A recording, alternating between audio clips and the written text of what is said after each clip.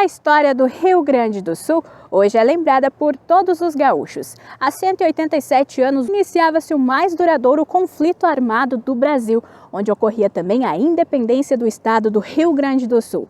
Porém, uma parte dessa história que não é tão lembrada foi a importante história dos lanceiros negros, juntamente com as tropas farroupilhas. Mas antes, para entendermos a constituição do grupo, vamos relembrar o período que se comemora hoje.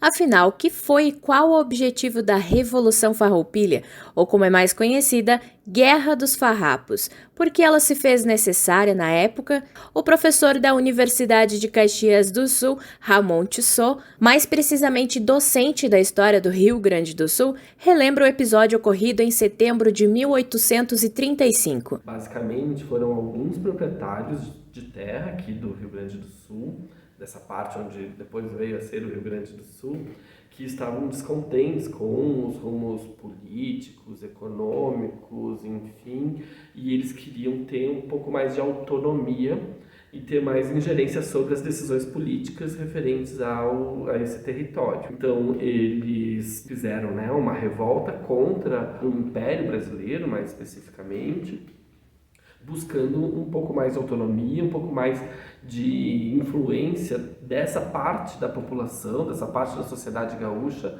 nos rumos políticos aqui dessa parte do Brasil. Em momento algum, assim, foi exatamente uma revolução no sentido de buscar uma transformação radical da parte da sociedade que exercia o controle político, desse território, assim, né? Com isso, os homens escravizados participaram do conflito. Inicialmente foram capturados das fazendas em que os proprietários eram favoráveis ao governo pelos farroupilhas, sendo introduzidos nas tropas com a promessa de receberem sua alforria, ou seja, a sua liberdade. Como integrante líder do Corpo de Lanceiros Negros de Caxias do Sul, grupo recriado na cidade em 2022 para relembrar a importância do negro nessa guerra e na construção da história rio-grandense, Sérgio Birajara conta sobre o ato da captura dos escravos, bem como a incorporação deles aos soldados farrapos. Os lanceiros negros, gente, é a imagem do negro afro-gaúcho,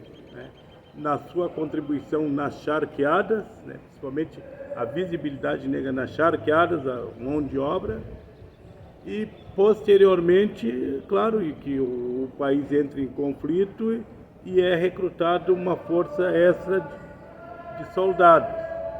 E nessa força extra é prometido os negros a liberdade e que os negros vão se somando aos indígenas, no pelotão dos lanceiros negros, se somam aos indígenas e as pessoas menos afortunadas, significa aquelas pessoas pobres da época, Então, vão incluindo esse pessoal formando um corpo de lanceiros com uma promessa de liberdade.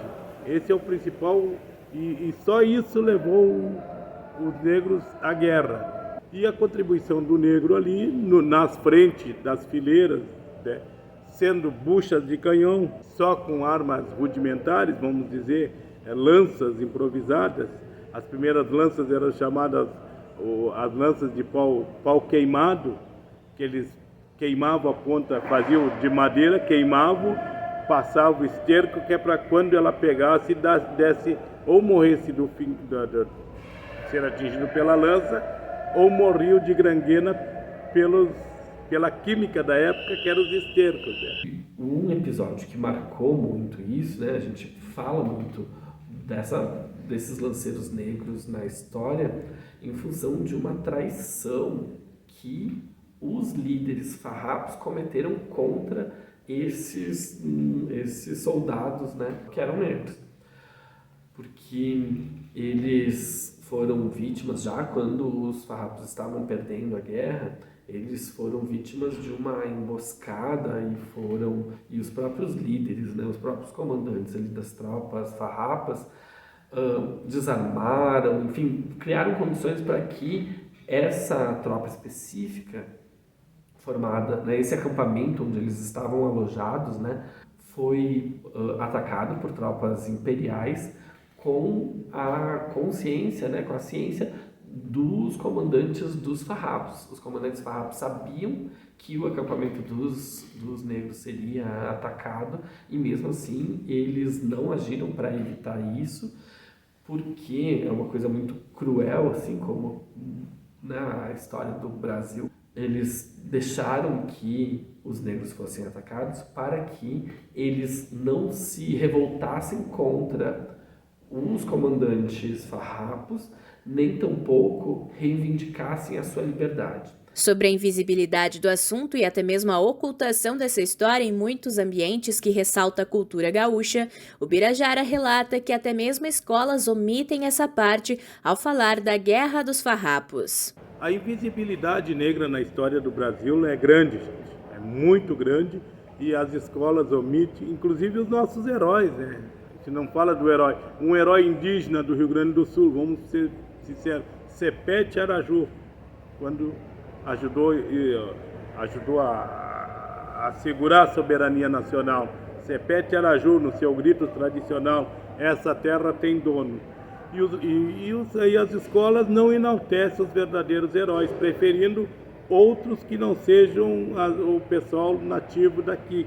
Nativo, que a gente se refere, seriam indígenas e negros já nascidos em terras brasílias. A explicação que hoje assim, eu tenho a oferecer é que a identidade sul-rio-grandense foi constituída a partir de uma vontade, de uma decisão de selecionar só a parte branca da história e excluir os negros e os indígenas. Inclusive, essa opção por dentro de toda a história do Rio Grande do Sul, que é uma história de longa duração, assim, né? de muitos anos, de muitos eventos, né? ao longo de toda essa história, o que se resolveu pensar para ser o evento fundador da identidade do gaúcho foi essa guerra que é cheia de controvérsias e tal, mas que os protagonistas delas foram todos brancos, homens ricos. Então existe uma intencionalidade de construir uma identidade do sul-rio-grandense como um homem branco, bem-sucedido, ordeiro, enfim, e apagar a diversidade que marca a realidade aqui do Rio Grande do Sul, né? E esse foi o compromisso dos lanceiros negros e de tantos outros povos, de culturas e diversificação com o Rio Grande do Sul. Que sejam essas as façanhas a serem servidas como modelo a toda a terra, sem exclusão, sem apagar uma parte tão significativa e importante para a construção além do Estado, de um povo que se orgulha de suas identidades, de ser quem é e por saber a origem do dia 20 de setembro, relembrando os heróis da Guerra dos Farrapos.